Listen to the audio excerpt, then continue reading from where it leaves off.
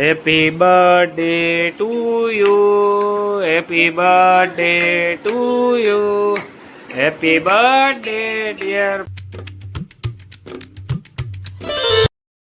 હે guys, good morning, welcome to my new vlog. હર હર મહાદેવ બધાય.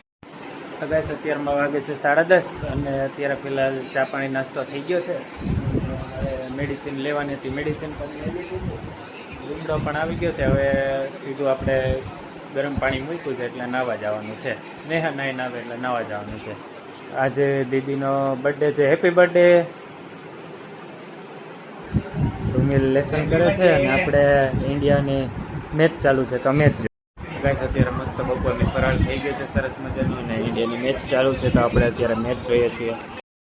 તો ગાઈસ અત્યારે વાગે છે સાંજના 6:30 અને આપણે પાર્સલ મંગાવ્યું હતું ભાવનગરથી. પાર્સલ આવી ગયું છે.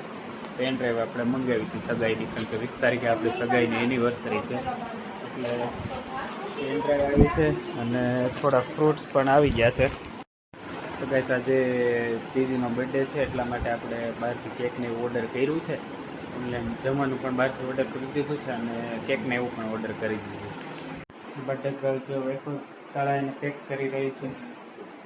હેલો નેહા, શું કરશો? નેહા વેફર તળે છે ભાઈ. આજે શું છે? આજે શું ખાઈશ તું? બીજું પાવભાજી. બીજું ઓ ભાઈ, આ લોકોએ તો વેફરોનો પહાડ કરી નાખ્યો. આમાં વેફર, આમાં ભૂંગળા, આમાં પણ વેફર, કેટલી બધી વેફર તળી નાખી.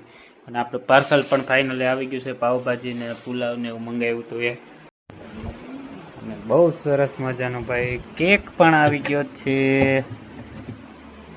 જો સરસ મજાનો કેક આવી ગયો છે. જો ગાઈસ કેક, ઓહ એડી બેકર્સ. વાહ, અમે ગાઈસ ઘર મેળ જ રાખ્યું છે કારણ કે તબિયત બરોબર નથી એટલે કોઈને કીધું નથી. જો સરસ મજાનો કેક આવી ગયો છે.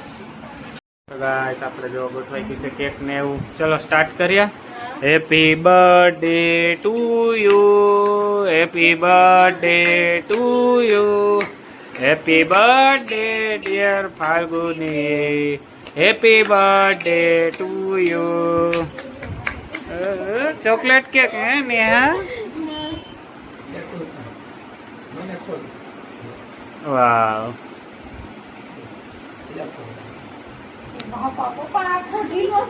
લે ખવડાવ, લે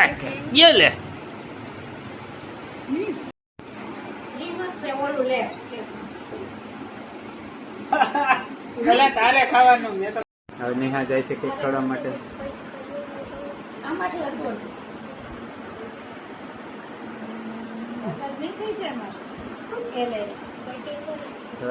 what a friend.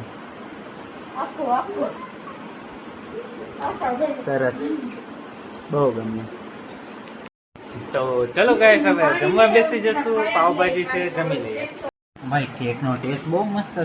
Chocolate cake છે. નેહા ભાજી ખોલે છે, પુલાવ કાઢે છે. હા, કોનનો ટેસ્ટ? અરે વાહ. જો ગાઈસ આજે જમવામાં છે સરસ મજાની પાવભાજી, પુલાવ, કાંદા, કેક. જો ગાઈસ આપણી પથારી રેડી થઈ ગઈ છે અને આ આપણે બ્લેન્કેટ જ રાખ્યું છે કારણ કે પાછળ બહુ ખૂંચે છે. આ ઉછાળે થોડોક આમ ક્રંચ જેવો લાગે છે એટલે બહુ ખૂંચે છે. આ પોચું સારું લાગશે એટલે આપણે બ્લેન્કેટ જ પાથરી દીધું. ગાઈસ મસ્ત પથારી થઈ ગઈ છે. દવા પર લગાડાઈ ગઈ છે. હા બે જો અહીંયા બેઠા છે, વાતો કરે છે કે બર્થડે ગર્લ. નેહા, શું કરવાનો વિચાર છે હવે અત્યારે? સ્વેગ પછી પછી પછી ભાઈ બપોરે સૂતા ને ઘડી કે એટલી ગરમી થાય ને તમે વાત જવા દો. તો પછી બપોરે એસી ચાલુ કરવું પડે. જો રિમોટ અહીંયા બેડ ઉપર જ રહી ગયું. જો અહીંયા જ પડ્યું હતું રિમોટ. બપોર કામ ઓઢું તો કંઈક ગરમી થાય, એનો ઓઢું તો ઠંડી લાગે, બધું મિક્સમાં થાય રાખે. તો ગાઈસ આપણે રૂટીન હવે જો સરસ મજાનું ટીવી ચાલુ કરી દીધું છે. હવે કંઈક મૂવી બૂવી ચાલુ કરશું પછી સૂઈ જશું. તો એ સાથે ગાઈસ હું કરું છું આજના બ્લોગનો એન્ડ. આઈ હોપ તમને આજનો વિડીયો પસંદ આવ્યો હશે ગાઈસ. હમણાં તમે નવું કન્ટેન્ટ નથી શોધી શકતો કારણ કે મારી તબિયત સારી નથી મિત્રો, એટલે હમણાં 2-5 દિવસ આવું જ રહેશે. આઈ હોપ તમને મારો વિડીયો પસંદ આવ્યો હશે. જો તમને વિડીયો પસંદ આવે તો વિડીયોને લાઇક કરજો, ચેનલને સબસ્ક્રાઈબ કરજો, શેર કરવાનું બિલકુલ ન ભૂલતા ગાઈસ. મળીએ નેક્સ્ટ બ્લોગમાં. Thank you so much for watching my video. By.